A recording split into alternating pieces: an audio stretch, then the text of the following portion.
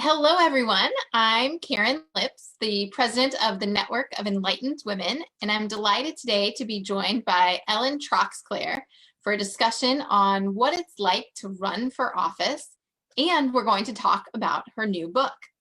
So let me introduce her. Ellen holds the unique honor of being the youngest woman to ever serve on the Austin City Council. During her time there, she stood as an unwavering advocate for efficient and accountable government. She successfully implemented the city's first homestead exemption, providing property tax relief for homeowners across Austin, reformed the city's hotel occupancy tax program to allocate more funding to parks, public safety, and historic sites, and advocated for common sense transportation solutions. She's continuing her public policy efforts as a senior fellow with the Texas Public Policy Foundation and as a senior fellow for Think Local Liberty. Ellen, thanks so much for being with us. We really appreciate it. Yeah, I'm so excited to be here. Well, let's jump right in. There's lots of discussions about women and in particularly conservative women running for office and the challenges that conservative women face. Could you tell your story about how you decided to run for office? It's still a little surreal, but yeah, the Austin City Council is, of course, extremely liberal. We're the blueberry and the tomato soup, as it's often called. You know, Texas. I've not heard that. That's cute. Yeah, I will give Rick Perry credit for coining that term. So yeah, a very conservative state, but a very liberal city. And you know, I think my husband and I kind of got frustrated that we never really had anybody that we could support on the entire city council. Long story short, they went through a little bit of a restructuring where the districts, they went from an at-large system to a district-based system. And I thought, oh my gosh, this is our chance. We can finally elect someone who we're going to agree with and who's going to get property taxes under control and all of these other things that, you know, my family and I cared about. But unfortunately, looking at the candidates, there was still no one that we were excited about. So, you know, I really feel like it was a God thing. You know, I just woke up one morning and thought, well, if I don't do that, if I have the ability to do this and I don't do it, then I don't have the right to complain. So I was 29. I didn't, you know, I don't have a degree in political science. I don't have family money. Like I didn't know the right people in the city. All I knew was that I was frustrated, I was determined, and yeah, I ran a really difficult and challenging uphill battle campaign against 4 other candidates, and ultimately won by 57 votes. So the tightest margin. Every vote matters, right? Yes, exactly. Which is kind of great because, you know, every person who block walked for me, every person who, you know, told their friends about me or did a Facebook post about me, every person felt really invested in that win because their sign in their yard or they're telling their neighbors about it. It really did matter. So that's kind of how I ended up being the youngest woman ever elected and the only conservative, which is, you know, a whole nother story, but it was a very rewarding and challenging experience. What was your biggest surprise from the campaign? Oh gosh. I think I mean, I don't know if this is a surprise, but it was rewarding to know. I mean, I felt like, well, I guess I'll say this. My biggest surprise was, first of all, that I put myself out there as someone who never had wanted to do this in my entire life. I mean, my husband said, are you, I mean, I'll support you, but are you sure? Are you serious? You've never talked about this before. So I think I surprised everybody around me by putting my name on the ballot.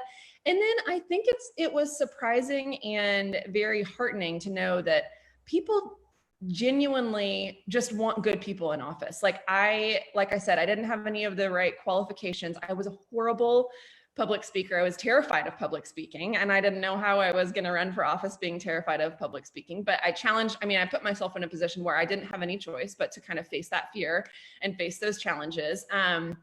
And people were so receptive. They don't need you to be perfectly polished. They want to hear your passion. People could tell that I was genuine, that I was speaking from the heart, that I was in it for the right reasons.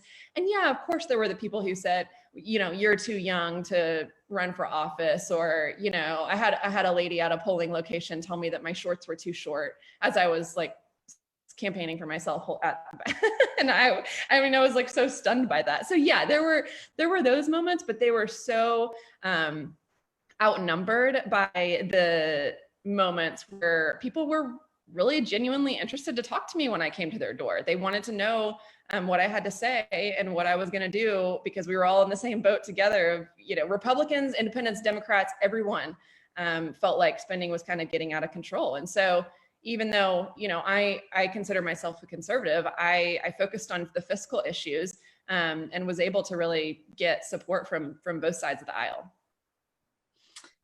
That's great. And one question I'm really curious about is, did you find that conservative women were more enthusiastic about your candidacy or were particularly helpful?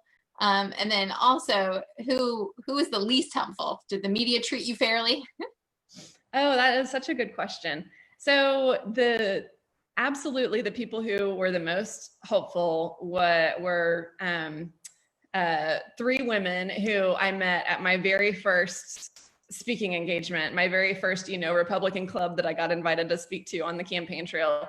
And like I said, not a great public speaker, totally fumbled and mumbled. And at the end, they came up to me and said, "We really love your passion and we want to help you." And it was Dee Dee, Judy, and Mary, and they block walked, I mean, almost more than I did. I mean, wow. Every single day they were hitting the pavement for me, knocking on doors. They were consistent, loyal, dedicated volunteers that really allowed me to make up the ground, you know, to get the name ID that I needed and to run the campaign that I needed. So absolutely, I feel like I could not have done it without them. And yeah, it's interesting talking about, you know, women in politics and kind of diving into getting more conservative women to run for office. And it is sometimes the reception, it depends on the reception from conservatives. You know, some people are very, of course, I would never tell you to vote for somebody because of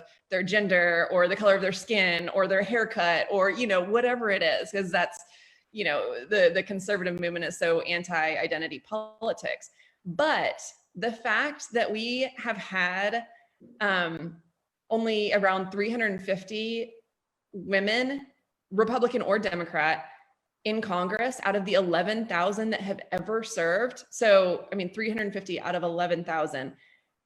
That is not reflective of the smart, capable, amazing conservative women who I know. So what is it that we're doing, or what can we do better to support them in putting themselves out there? What are the obstacles that they need to overcome to feel comfortable putting their names on the ballot? So what do you think some of those are? That's really the heart of what I want to get at today. Yeah. I'm very interested in your opinion on that. And it's funny because sometimes I get pushback from, you know, from conservative women because of their hesitancy to identity politics. And sometimes, you know, I find a really receptive audience, but ultimately, the confidence gap, I mean, doing research from my book and figuring out, it was that statistic, that 350 out of 11,000 that really made me wake up after my term ended and think, what are we doing wrong here? Why? And I wouldn't have felt so much pressure to run for office again, even though it probably wasn't the right decision for my family, if I had, you know, other people on the dais supporting me or other people like me who are willing to step up. And so what can we do to get those women to step up? And what I found is that, I mean, women face just a very well documented, scientifically proven confidence gap. We are less risk, or we're more risk averse. You know, women generally don't want to take as many risks as men. We do things like only apply for jobs if we meet 100% of the criteria instead of men who, usually meet like 40% of the criterion still apply. So I remember that statistic getting a lot of headlines when Sheryl Sandberg put it in her book and Lean In, that was something that came out of that book and was much discussed after it was published. Yeah, and there's study after study. So I mean, even college kids who took a science test, the women thought they did significantly poorer than the men, even though they both performed equally. And then they were less likely to enter a science competition, less likely to apply for a job in science. So so it's our own lack of confidence in our own abilities that is really holding us back.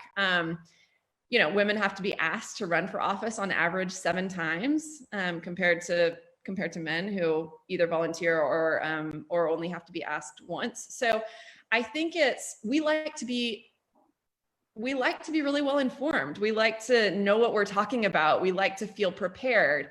And it's a big sacrifice to put your name out there and put your family out there and all of those things. But what we need to do to overcome that is to really, first of all, be aware of it, that there are so many wonderful conservative women who I know that might just need to be asked, have you ever thought about running for office? Or even better, if you could run for any office, what would you run for and why? And that question gets people thinking about, well, I am really frustrated about my local school board.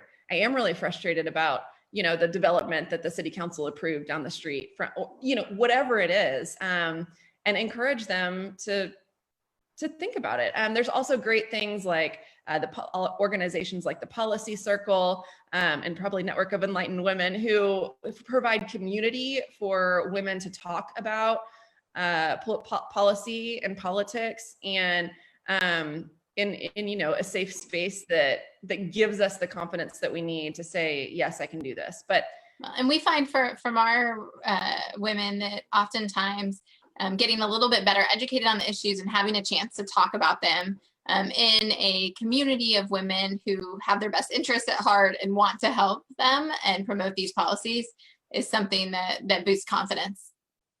Absolutely. And the one takeaway that I would leave people with is just taking action, whatever it is, signing up to volunteer, contributing to a campaign, hosting a fundraiser, or running for office, like whatever action, whatever the one thing is you can do to take action to improve your community, that spirals into further and further action and more confidence, and eventually gets you to a place where not only are you helping in the meantime, but you also might be more prepared to step up, if and when the opportunity presents itself. Well, I like how you mentioned improving your community, because that's really what it's about. There's so many stories about the number of women in office at the national level, and even some stories about kind of state politics. But could you talk about what was the biggest difference you felt like you made on the city council? Because I think sometimes some of those local offices are overlooked, and those are a great place, a great stepping stone for somebody who's taking their first step or wants to test the waters to consider running for office and serving. Yeah.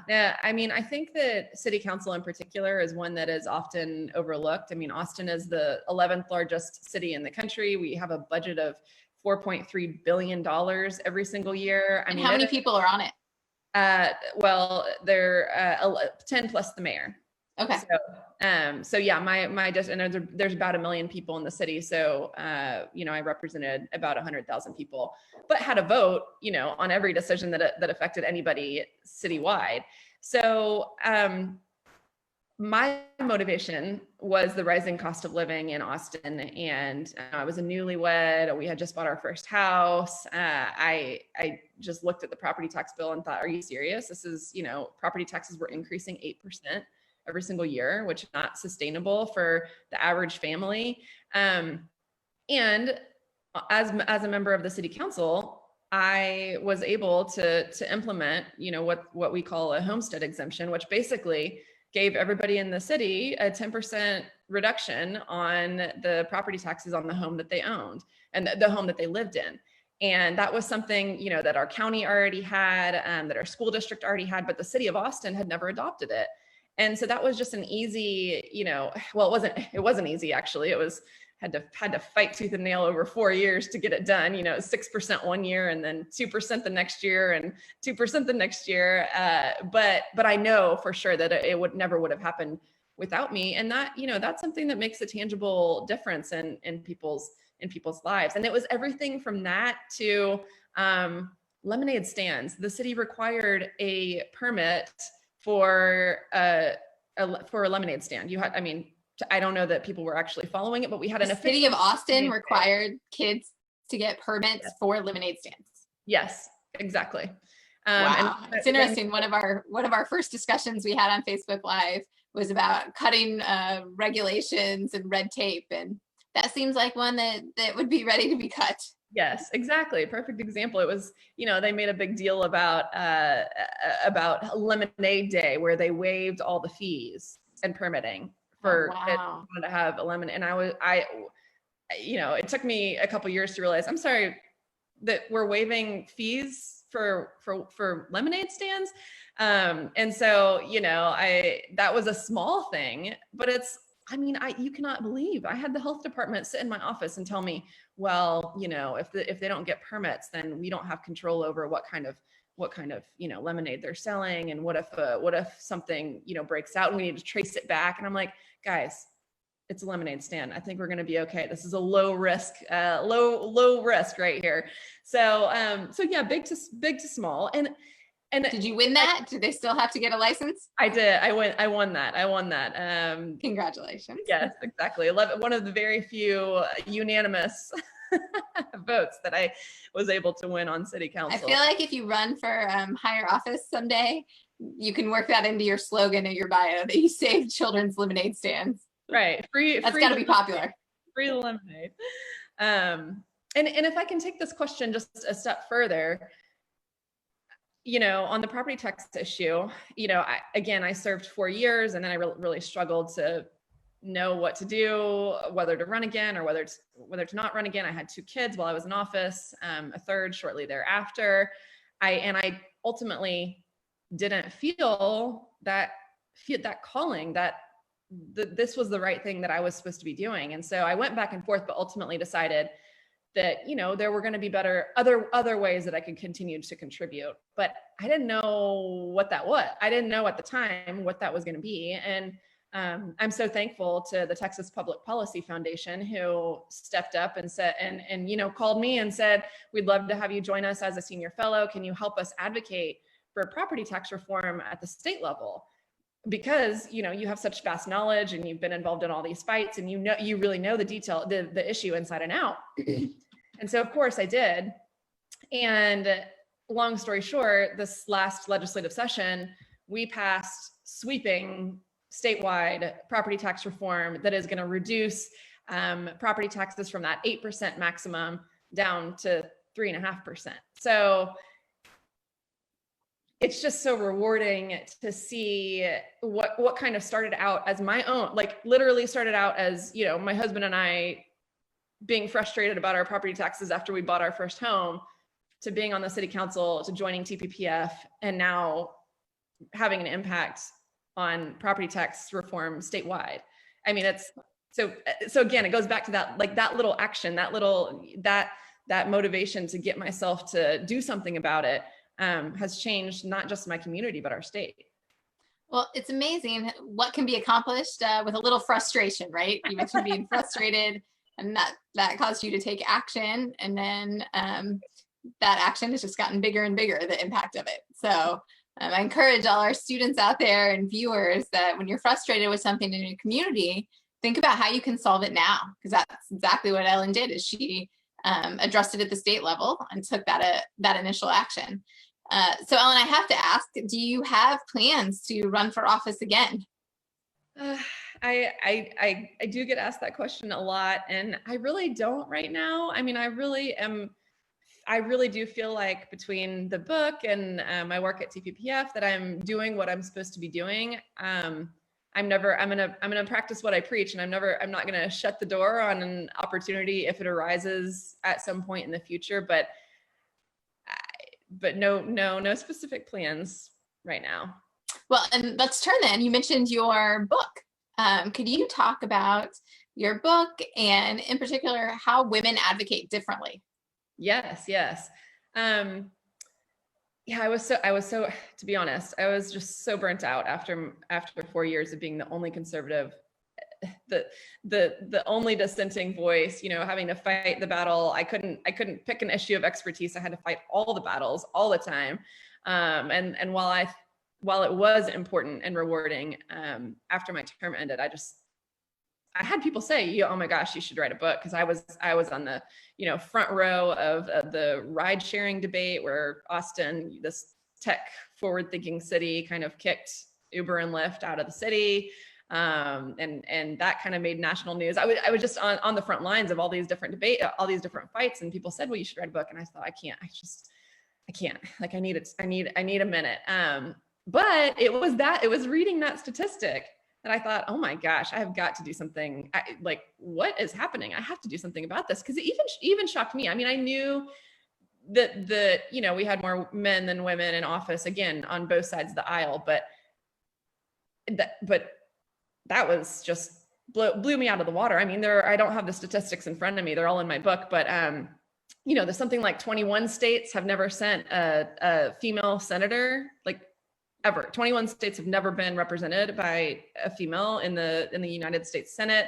I think 25 have never elected a female governor. Like, there is, and that's true kind of federal all the way down into the local level. So anyway, I started doing my research. I really dug into the confidence gap. I knew what I found was that sharing my experience of, you don't have to tick all these boxes in order to be qualified to run for office. The more that I shared my experience, the more I got positive feedback from women who said, well, yeah, maybe I will think about this. And the book was one way to kind of get that story out there and to hopefully help other women overcome the confidence gap. But, people say, well, does having women in office really make a difference in policy? What does it matter if it's a male or female, as long as they're agree with our values?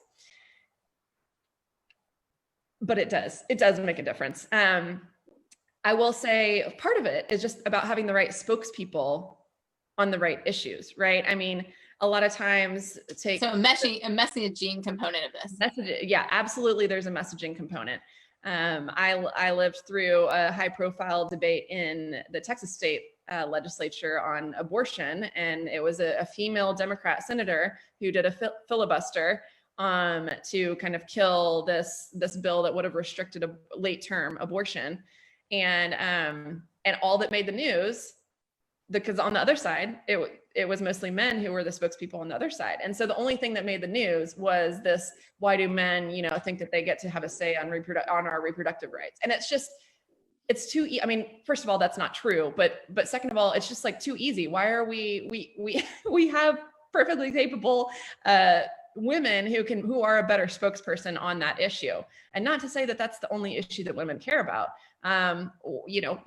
Isn't it important for women to be involved in economic debates and property tax debates and infrastructure debates? I talked to, in my research for the book, I interviewed female leaders from all across the country and kind of their experience. And one of my favorite stories was now state senator in West Virginia. She was a stay-at-home mom of 5. She had 2 special needs children. She was an immigrant from Venezuela. And it was under the Bush administration during the bank bailouts that she saw, wait, this is something that is reminding me of what I fled in Venezuela. And that's what kind of motivated her to get involved in her local politics. And now she lost her first race, and then she ran for Senate and won. But she was telling me, Ellen, I'm one of 3 females in our entire state Senate. And I'm the only female, I'm the only woman on our committee. I guess it was a transportation committee.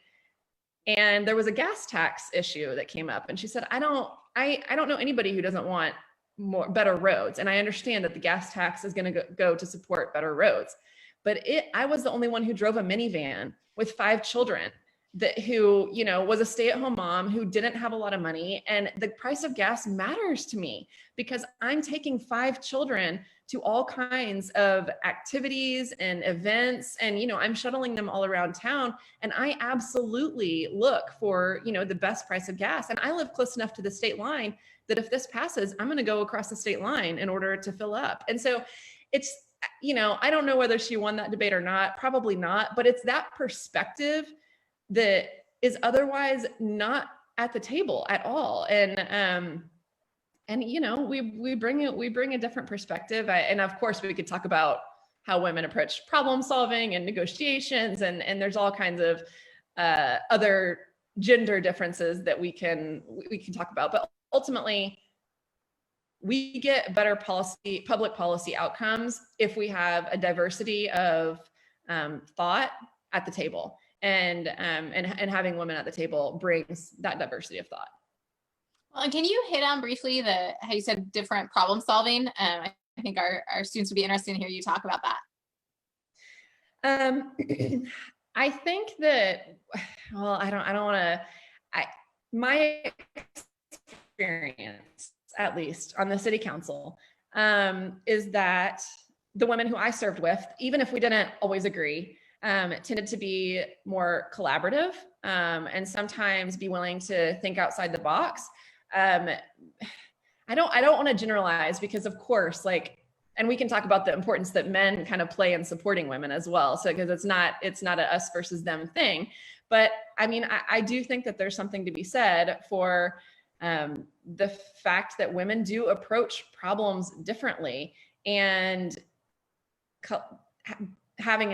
we tend to have a more open mind. We tend to be more collaborative, and that, I think, helps us to explore all the options on the table, and just not well, how do we get from point A to point B? It's maybe more personal experience, less there's not a study you can point to that you found, especially revealing on this topic or anything. I mean, no, not that I can think of off the top of my head, but I'm sure that research is out there. I mean, the whole men are from Mars, women are from Venus thing, that idea isn't new. And I do think that we are different, and it helps to have women at the table. Well, can you share, we're coming to the end of our time, so could you share where people can pick up your book, Step Up, How to Advocate Like a Woman?